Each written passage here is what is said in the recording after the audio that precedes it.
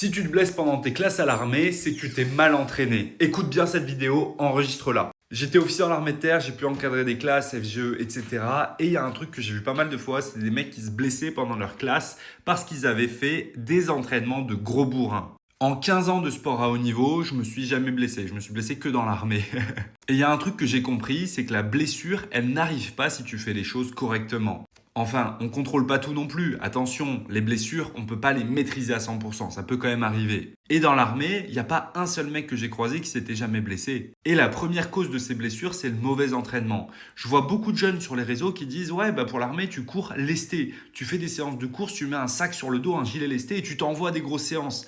Mais c'est une énorme erreur de faire ça. Ne faites pas ça. J'ai pas les mots. Mais vraiment, les gars, ne faites pas ça. Ça, c'est ce qu'on appelle du rucking. Tu cours avec un sac à dos. C'est excellent. C'est très, très bien.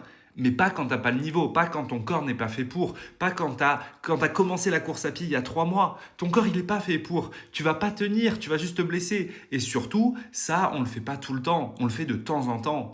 C'est-à-dire que si tu fais ça 2 fois par semaine, mais laisse tomber, quoi.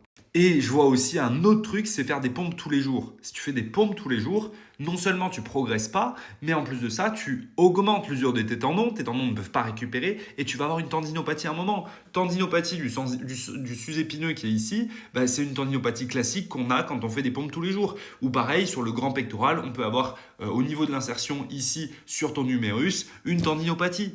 Donc arrêtez s'il vous plaît de vous entraîner comme des bourrins et prenez au sérieux votre récupération, votre nutrition, votre sommeil et aussi les étirements. Et évidemment, pour vous entraîner, pour progresser, le mieux c'est quand même d'être accompagné. Ça, c'est notre travail, c'est ce qu'on fait avec une équipe de pros. Donc si ça t'intéresse, tu m'envoies première mission par message.